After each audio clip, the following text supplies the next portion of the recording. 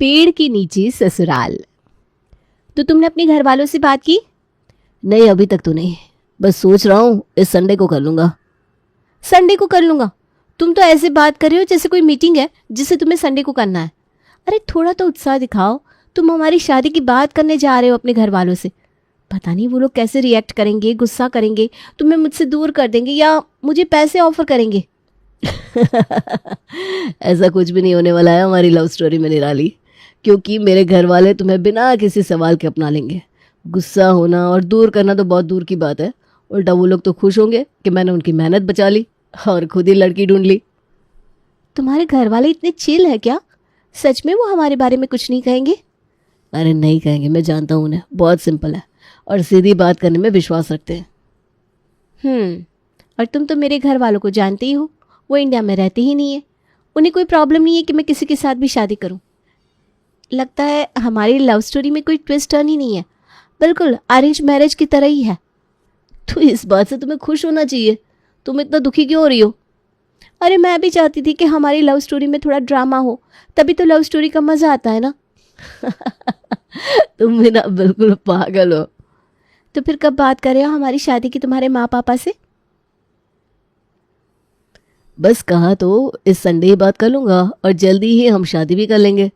फिर हमें यूँ बाहर मिलने की ज़रूरत नहीं है, फिर तो हम साथ साथ ही रहेंगे। हाँ, मुझे भी यूँ बाहर तुमसे मिलना अच्छा नहीं लगता। जब हमारा घर होगा तब हम सब साथ में रहेंगे, तुम्हारे माँ पापा, तुम्हारे भैया भाभी, हम दोनों। और हाँ, शादी के बाद मैं हमारे घर को बहुत अच्छे से डेकोरेट करूँगी, ठीक है? अरे तुम्हें जैसा चाहिए वैसा करना। लेकिन तुम्हारे माँ पापा कुछ कहेंगे तो नहीं अगर मैं पूरा घर डेकोरेट करूँ तो? अरे नहीं नहीं, वो कुछ नहीं कहेंगे। तुम हमारा घर देखोगी तो बहुत खुश हो जाओगी। तुम्हें पता है हमारा ये घर हमारे दादी के वक्त का है। पापा ने इसे रेनोवेट करवाया है, लेकिन उसमें बस बस बस, सब कुछ अभी बता दोगे, फिर घर देखने का मज़ा ही नहीं आएगा। इसलिए मैं घर सीधा शादी के बाद देखूंगी। मुझे भी देखना है तुम्हारा इतने साल पुराना घर आखिर दिखता कैसा है। ठीक है, जैसा तुम्हें सही लगे। कार्तिक मिश्रा परिवार का छोटा बेटा था। उसका बड़ा भाई भी था जिसकी शादी हो चुकी थी और अब वो अपने माता पिता से अपनी और निराली की शादी की बात करने जा रहा था। लेकिन जैसे कि उसने कहा था, उसकी फैमिली काफ़ी सीधी सिंपल है, इसलिए उसे ज़्यादा कुछ मेहनत करनी ही नहीं पड़ी उन्हें मनाने के लिए। चलो इस बात में मुंह मीठा करो, ये तो तूने बड़ी ही अच्छी बात बताई है आज। चलो अच्छा है, हमारी मेहनत बच गई लड़की ढूंढने की। अरे आपको क्या हुआ देवर जी, आप क्यों इस तरह हंस रहे हैं? अरे निराली की याद आ रही होगी। अरे नहीं नहीं, मैंने उससे यही कहा था कि मेरे घर वाले यही कहेंगे कि उनकी मेहनत बच गई मेरे लिए लड़की ढूंढने की, और पापा ने अभी यही कहा। तुझे तो पता ही है, हमें ये बेवजह की प्रॉब्लम खड़ी करना आता ही नहीं है। अगर तुझे लड़की पसंद है तो हमें क्या एतराज़ हो सकता है? हाँ, अगर लड़की वालों को कोई दिक्कत हो तो हम उन्हें भी मनाने की कोशिश कर सकते हैं। अरे निराली के माता पिता तो कनाडा में रहते हैं, उनकी मुझसे वीडियो कॉल पे बात हो चुकी है, उन्हें कोई एतराज़ नहीं है। उन्होंने तो मुझसे कुछ पूछा भी नहीं, यूं ही आ कह दी। और क्या चाहिए भाई, सब कुछ हाथ में मिल रहा है। हाँ, नहीं तो लोगों की लव मैरिज पता नहीं किस किस चीज़ से गुजरती है। हमारी लव स्टोरी में शुक्र है ऐसा कोई ड्रामा नहीं है। अरे तो फिर देर किस बात की है, शादी की तैयारियां शुरू कर देते।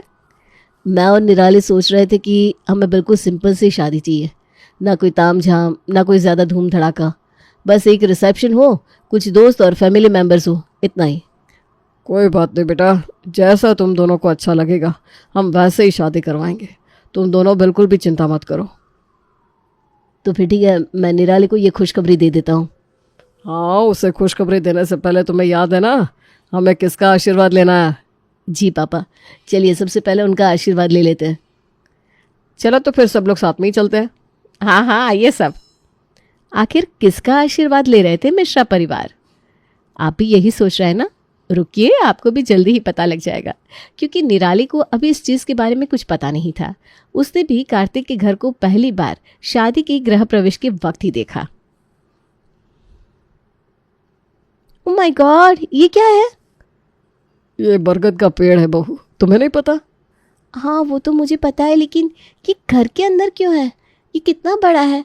पूरे घर के आंगन के बीचों बीच में क्यों है ये बरसों से यही है बहू, ऐसा समझ लो कि हमारे घर का ही एक हिस्सा है, सदस्य है। हाँ, जब मैं भी पहली बार यहाँ शादी करके आई थी ना, तब मुझे भी अजीब लगा था लेकिन अब तो मुझे भी इसकी आदत सी हो गई है। आदत क्यों? मुझे लगता है कि इस पेड़ को। अरे निराली, पहले गृह प्रवेश तो कर लो, उसके बाद बातें होती रहेगी, है ना? हाँ बहू, आओ, ये चावल का कलश गिरा दो और अपने ससुराल में अपना पहला कदम रखो, आओ। जी। निराली को पता था कि कार्तिक ने उसकी बात को जानबूझकर काट दिया था बीच में, इसलिए निराली कार्तिक से थोड़ी नाराज भी थी। कमरे में आने के बाद कार्तिक निराली को मनाने की कोशिश करने लगता है। मैं जानता हूँ तुम मुझसे नाराज हो। जानते हो तो मुझे कहने क्यों नहीं दिया जो मैं कहना चाहती थी? क्योंकि निराली वो सही नहीं लगता। बरगद का पेड़ हमारे घर में बरसों से, हम उसी के साथ बड़े हुए हैं और पापा को उससे बहुत प्यार है। कार्तिक, किस जमाने में जी रहे हैं आप? आजकल ये इमोशनल हो जाना, ये सब फिल्मों में होता है। हमारा घर कितनी अच्छी जगह पर है और हमने उसे इस पेड़ की वजह से ठीक से बनवाया भी नहीं है। तुम्हारी बात सही है निराली, लेकिन सब लोग ऐसा नहीं सोचते ना। मेरे घर वालों को वो पेड़ बहुत ज़्यादा पसंद है। ये क्या बात हुई? पसंद है तो कटवाएंगे नहीं? ये देखो, हमारे कमरे की दीवारों तक में ये जड़ें आ रही हैं। तो तुम कैसे कह सकते हो कि उन्हें पसंद है इसलिए पूरे घर को खराब होने दे? देखो, आज तुम्हारा पहला दिन है अपने ससुराल में, और तुम हो कि हमारे बारे में सोचने की बजाय ये सब सोच रही हो।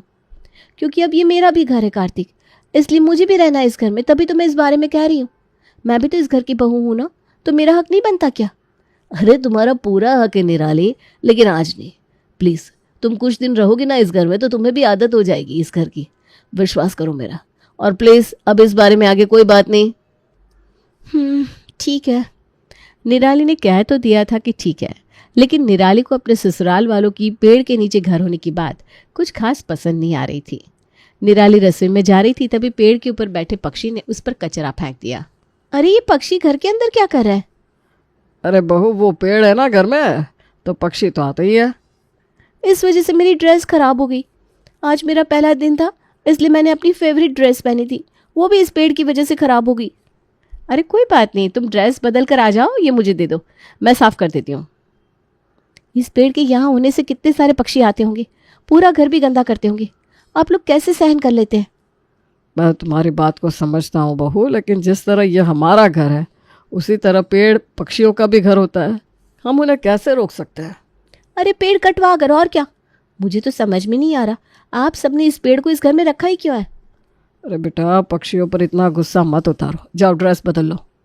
हाँ बहू, तुम कुछ दिन इस घर में रहोगी ना, तो अपने आप ही तुम्हें ये सब अच्छा लगने लगेगा।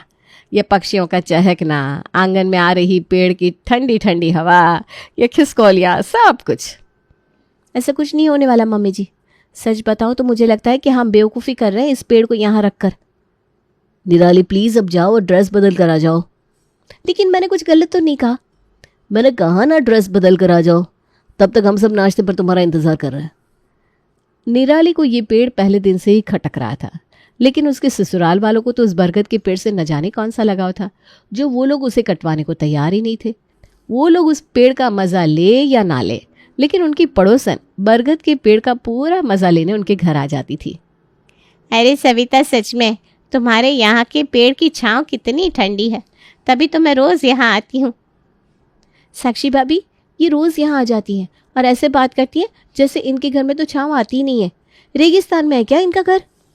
अरे छोड़ो ना, उनकी आदत है बस ये कहने की। वो रोज़ इस पेड़ का बहाना करके आती है और चाय, नाश्ता, सब्जी सब कुछ यहाँ से लेकर जाती है। अरे साक्षी बहू, नई बहू के साथ मिलकर पकोड़े बना रही हो क्या? बड़ी अच्छी खुशबू आ रही है। तेरी नाक तो बड़ी तेज है रेखा। अरे अब क्या करे, अपना अपना टैलेंट है बस। अरे ज़रा चखा तो दे पकोड़े, देखो तो सही कैसे बनाती है नई बहू पकोड़े। जी आंटी, अभी लाती हूँ। और पकोड़े के साथ चाय भी चढ़ा देना। और सुन, ज़रा अदरक ज़्यादा डालना, चाय का मज़ा नहीं आता अदरक के बिना। मैं तो कहती हूँ नमक ही मिला देते हैं चाय में। अरे छोड़ो ना, इनका रोज़ का है। निराली को पड़ोसन का रोज़ रोज़ आना अच्छा नहीं लगता था। रेखा जब भी आती तब घर से नाश्ता और चाय करके ही जाती, क्योंकि उसके पास बहाना था निराली के ससुराल में पेड़ होने का। अगर ये पेड़ नहीं होता तो ये सब होता ही नहीं। तुम फिर से शुरू हो गई निराली। तुम्हें कितनी बार समझाना पड़ेगा कि इस पेड़ के बारे में ऐसी बातें मत क्या करो। क्यों ना करो? तुम्हें पता भी है इस पेड़ के होने से घर में कितनी दिक्कत हो रही है। फिर वही बात, तुम समझ क्यों नहीं रही हो? हाँ, मैं नहीं समझ रही हूँ, क्योंकि मुझे ये बेवकूफ़ी लग रही है कि मेरा ससुराल इस पेड़ के नीचे है। ऐसा लगता है कि ये पेड़ ही मेरा ससुराल है। मैं नहीं रह सकती इस घर में ऐसे। अगर तुम चाहती हो कि मैं इस घर में रहूं तो तुम्हें इस पेड़ को कटवाना ही पड़ेगा। निराली, ये कैसी बचकाना बातें कर रही हो तुम? ठीक है, तो रहो तुम इस पेड़ के साथ, क्योंकि मैं जा रही हूँ इस घर से। अरे निराली, रुक जाओ बेटा। नहीं पापा जी, मैं अब और ये बेवकूफ़ी नहीं सहन कर सकती, प्लीज़। ठीक है, मैं ये पेड़ कटवा दूंगा। पापा, आप ये कैसी बात कर रहे हैं? अरे आप ये क्या बोल रहे हैं? मैं ये पेड़ कटवा दूंगा। इससे पहले तुम इस पेड़ के इस घर में होने की वजह तो सुन लो, उसके बाद जो तुम्हारा फैसला होगा मुझे मंजूर है। ठीक है, बताइए क्या वजह है इस पेड़ के इस घर में होने की? आज तुम जो ये बड़ा सा मकान देख रही हो, इतने कमरे देख रही हो, ये सब जो कुछ भी आज मिश्रा परिवार के पास है, कुछ बरसों पहले ऐसा कुछ भी नहीं था। कुछ सालों पहले हम जिस गांव में रहते थे, पिपली गांव, वहाँ बाढ़ आ गई। पूरा का पूरा गांव उस बाढ़ का शिकार हो गया। मेरे पिताजी भी बाढ़ में चल बसे। हमारा घर, ज़मीन, सब कुछ ख़त्म होने के बाद मेरी माँ मुझे और मेरी छोटी बहन को जैसे तैसे करके शहर में ले आई थी। लेकिन हमारे पास एक फूटी कौड़ी तक नहीं थी और ना ही कोई सहारा था। हमने कितने लोगों से मदद मांगी, लेकिन किसी ने हमारी मदद नहीं की। चलते चलते माँ हमें इस बरगद के पेड़ के नीचे ले आई। इसकी छाँव में मैं और मेरी बहन ने राहत की सांस ली। जब हमारे पास रहने की कोई जगह नहीं थी, तब मेरी माँ ने इस पेड़ के नीचे अपनी साड़ी को बांधकर एक छोटा सा घर बना दिया और यहाँ जितनी गाय आती थी उनके गोबर के उपले बनाकर बेचने लगी। उसी से हमें कुछ पैसे मिल जाया करते थे। सुबह यही पक्षी हमें उठाते और गाना सुनाया करते थे। तपती धूप जब हमें जलाती, तब यही छाँव हमें बचाती थी। इस पेड़ के पत्तों की मदद से हम पत्तों का बिछौना बनाकर बेचा करते थे, जिससे हमने अपनी गरीबी को कुछ हद तक दूर किया। ये पेड़ केवल एक पेड़ नहीं है, मेरे लिए ये एक पिता के साये की तरह है, जिसने हमारा साथ कभी नहीं छोड़ा। और मेरी माँ ने भी इसी पेड़ के नीचे अपने अंतिम श्वास लिए थे। इसलिए हमारे लिए पेड़ घर में किसी बुजुर्ग की छाया की तरह है और इसीलिए हमारे घर में हर कोई इसका आशीर्वाद लेता है, कोई भी शुभ कार्य करने से पहले। लेकिन अगर तुम्हें लगता है कि इस पेड़ की वजह से काफ़ी दिक्कत है, तो मैं इसे कटवाने के लिए तैयार हूँ। मुझे माफ़ कर दीजिए पापा जी, मैंने बिना सोचे समझे, बिना आपकी इमोशंस की परवाह किए पता नहीं क्या क्या कह दिया। मुझे माफ़ कर दीजिए। लेकिन अब मैं समझ सकती हूँ कि ये केवल एक पेड़ नहीं है, बल्कि बुज़ुर्गों का साया है, उनका आशीर्वाद है हम पर। और मैं बेवकूफ़ उसे ही कटवाने की बात कर रही थी। मुझे माफ़ कर दीजिए पापा जी। तुम्हारी गलती नहीं है बहू। किसी का भी ससुराल पेड़ के नीचे होगा तो वो ऐसे ही नाराज़ होगा, उसमें तुम्हारी कोई गलती नहीं है। लेकिन अब मुझे गर्व है कि मेरा ससुराल पेड़ के नीचे है, जहाँ बड़ों का आशीर्वाद है, उनकी मेहनत है। आप तो क्या, लेकिन हम में से कोई भी इस पेड़ को आज के बाद नहीं काटेगा। मैं तो मेरे बच्चों को भी यही कहूँगा कि इस पेड़ को कभी ना काटे। ये पेड़ नहीं है, हमारी छत है, जिसने हमें हर दुख से बचाया है। पापा जी, आज मैं भी इनसे आशीर्वाद लेना चाहूँगी और यही आशा करूँगी कि आप सबकी तरह ये भी मुझे दिल से अपनाएंगे। ये देखो कैसे पत्ते गिर रहे हैं, इसका मतलब इन्होंने भी तुम्हें अपना लिया है। चलो आज सब मिलकर इनसे आशीर्वाद लेते हैं, आओ। निराली को जिस पेड़ से इतनी दिक्कत थी, अब उसी पेड़ के नीचे बैठना उसे बहुत अच्छा लगता था। साक्षी भाभी, कितना अच्छा लग रहा है ना, ये चिड़ियों की आवाज़, कोयल के गीत, ये ठंडी ठंडी हवा चल रही है। मैं पागल थी जो ये सब नहीं देख रही थी। तुम्हारी गलती नहीं है। हम बाहरी चीज़ों में इतना खो जाते हैं आजकल कि असली खुशी को महसूस ही नहीं कर पाते। एसी की हवा हमें बंद कमरे में बांध देती है और इन पेड़ों की हवा हमारे मन को ठंडक पहुंचाती है। आपने बिल्कुल सही कहा। मैं इस पेड़ को सजाने के लिए कुछ लाइट्स लेकर आऊँगी कल, और फिर हम मिलकर इसे सजाएंगे। ठीक है। अरे आज क्या बनाया है? अरे रेखा आंटी, आइए आइए, आज तो मैंने कचौरियाँ बनाई है। आइए मेरे पेड़ के नीचे ससुराल के मज़े लीजिए आप भी। क्या बात है, आज बड़ी चहक रही है छोटी बहू। क्योंकि मैं बहुत खुश हूँ, आखिर इतना प्यारा सा है मेरा पेड़ के नीचे ससुराल। आप बैठिए, मैं अभी कचौरी और चाय लेकर आती हूँ।